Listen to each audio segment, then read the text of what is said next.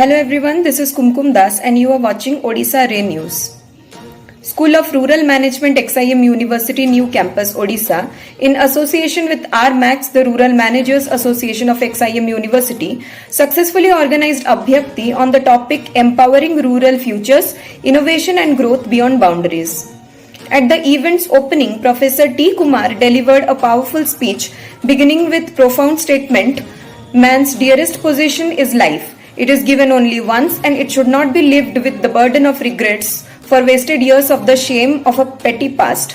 Instead, we must live so that at the end we can say we dedicated all our strength to the greatest cause, the fight for human liberation."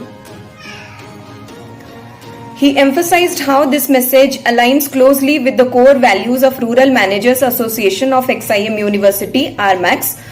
Professor Kumar highlighted that RMAX's mottos, "Armed with Empathy," mirrors the same spirit of selfless service and dedication toward uplifting society, reinforcing the association's mission to empower and inspire. The theme of the two-day Rural Management Conclave was Empowering Rural Futures, Innovation and Growth Beyond Boundaries. The speakers were Akash Jain, Vice President and Head, Distribution Protein, E-Government Technology Limited; Rajiv Srinivas, Chief of Staff and India and Middle East Sales Leader, HTCD; Karun Dubbe, Founding Member and Head of Business Intercell; Farhin Naz, Co-Founder and CEO of We the Change India. Thank you. Secondly, we see a lot of economic disparities in rural India.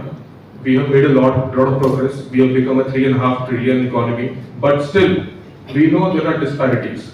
We observe those disparities. The contribution of rural India is 45% in our GDP. That means this is where we have to bridge the gap. Plus, if you consider the rural inflation, anybody aware what is the rural inflation per se? The rural inflation, I mean, the rate of rise of prices in rural areas is around 6.8 to 7%. So when you see the population is dependent on one sector largely, which is agriculture, but the inflation is 6 to 7%. This is where the pressure on them, on their fixed incomes rises. So we have to, first is the population, second economic disparity, third is the educational gap. We understand education is an equalizer, but somehow we feel that education is yet to play its full role in our rural areas. We have schools without teachers, we also have teachers without the right tools to teach or the infrastructure to teach. And also we have students without access to schools also. So these are the dots we have to connect and probably make it work. I start with a huge round of applause to all the organizers.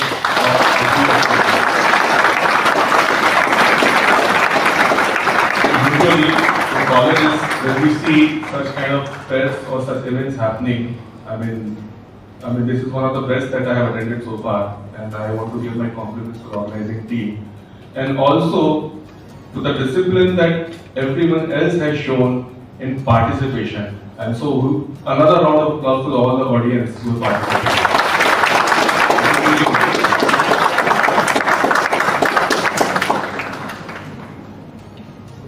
The topic is not so glamorous. Rural empowerment, rural per se is not so glamorous thing.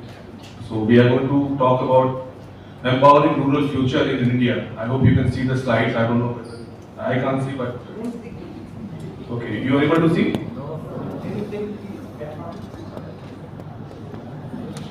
Okay. The boundary. I like this topic because of the two basic reasons. Because the way we define boundary in a school of rural management, sometimes we feel the boundary lies somewhere between urban and rural. And we were just talking that the boundary is slowly getting blurred, and probably it will not be many years when we find there is no boundary. It does not mean that rural is not going to stay. The rural is going to stay, and it will not happen that the urban will take over to the rural, but you will find that rural is going to take over urban and such. How it will be, this is the subject again we will discuss, that how it will be. If you ask any of these experts or any of these people, they say where we want to go. They say that we want to go rural.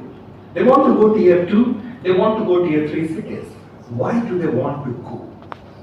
So the one thing they suddenly find is that there's a huge business opportunity lying over there because majority of the people live over there.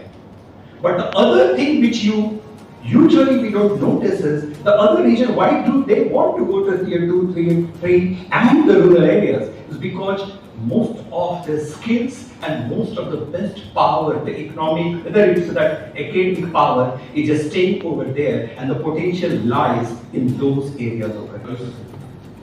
And all the young change makers in the room who are brimming with energy to make a difference. Are you change makers? Do you perceive yourselves as change makers? Yes. Right? Because a couple of years down the line, maybe I would see many of you running your own startups, making a difference.